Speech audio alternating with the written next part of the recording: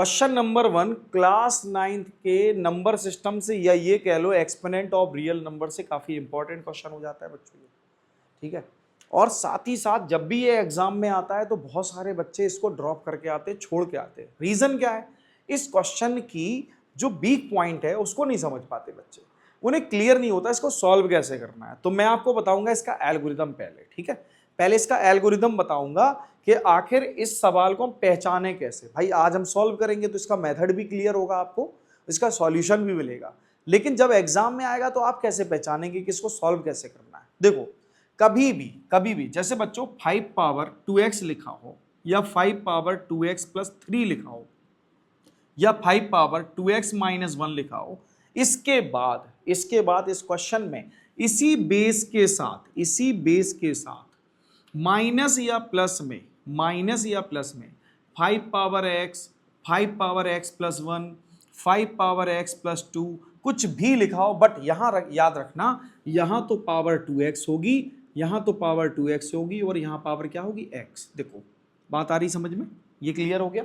साथ ही साथ इसके साथ आपको मिलेगा कोई एक कांस्टेंट जो कि इसके साथ या तो ऐड होगा या सब्ट्रैक्ट होगा, या तो ऐड होगा या सब्ट्रैक्ट होगा, ठीक है, या तो ऐड होगा या सब्ट्रैक्ट होगा, -6 या 5 कुछ भी।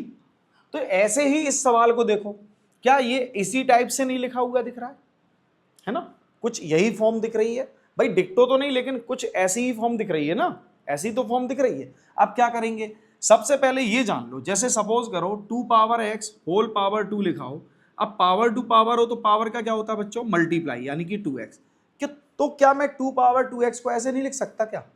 तो यहां पर जो 2 पावर 2x है उसको लिखूंगा 2 power x whole power 2 minus. अब आप मुझे ये बताओ, 2 पावर x इंटू 2 पावर 3 लिखा हो तो आप क्या लिखेंगे?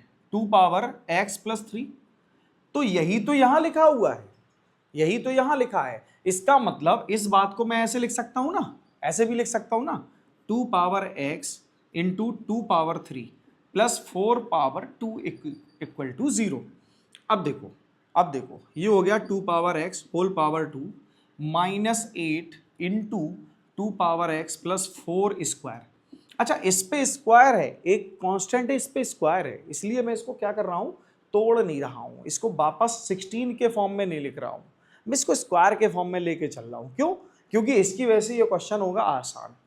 अगर कोई और नंबर भी इसके साथ ऐड या सब्ट्रैक्ट या मल्टीप्लाई में होता तो फिर मैं इसको कंप्लीटली सॉल्व कर लेता, ठीक है। लेकिन मैं इसको अभी ऐसी एज इट इज लेके चल रहा हूँ 4 स्क्वायर। देखना अभी समझ में आएगा क्यों ऐसा मैंने किया। देखो बच्चों, 2 पावर x को y कंसीडर कर लीजिए, let 2 power x is equal to y। तो ये क्या हो जाएगा? देखो ये तो y है, स्क्वायर -8y प्लस 4 स्क्वायर, ठीक है। अब आप ये देखिए, ये दोनों नंबर जिन पे स्क्वायर लगे हुए हैं, ये दोनों नंबर जिन पे स्क्वायर लगे हुए हैं, ये दोनों ही सेम साइन के साथ हैं क्या? मतलब दोनों ही प्लस के या दोनों ही माइनस के हैं क्या? दोनों ही प्लस के, ठीक है। तो आपको क्या करना है, बिना सोचे समझे इनको एक साथ लिख लो पहले तो, ठीक है, वाई स्क्वायर प्लस 4 स्क्वायर। अब क्या करो, ये जो माइनस दिख रहा है, माइनस लिखने के बाद 2 से इन दोनों का मल्टीप्लाई कर दो, 2 multiply y multiply 4 is equal to 0, ठीक है। जिन पे स्क्वायर लगा उनका मल्टीप्लाई 2 से कर दो। साइन यही रहना चाहिए, इनके साइन पॉजिटिव है, साइन पॉजिटिव है, इसका साइन ले लो, इनका 2 से मल्टीप्लाई कर दो। अब ऑब्जर्व करो, क्या ये 8y है तो ये भी 8y है क्या? है ना, ये भी 8y है ना।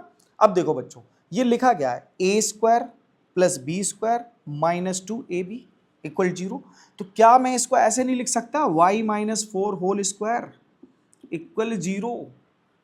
हो गया ना इजी। पता चल गया मैं क्यों इसको 4 पावर 2 लेके चल रहा था, पता चल गया ना मैंने इसको सॉल्व क्यों नहीं किया, इसको 16 क्यों नहीं लिखा। क्लियर, ठीक है।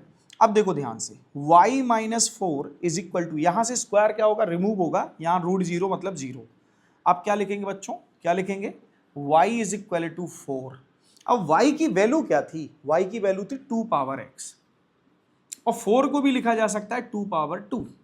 तो यहां देखो बच्चों, यहां देखो बेस तो सेम है, by comparison x is equal to 2, so x की वैल्यू आ गई 2। This is the final answer.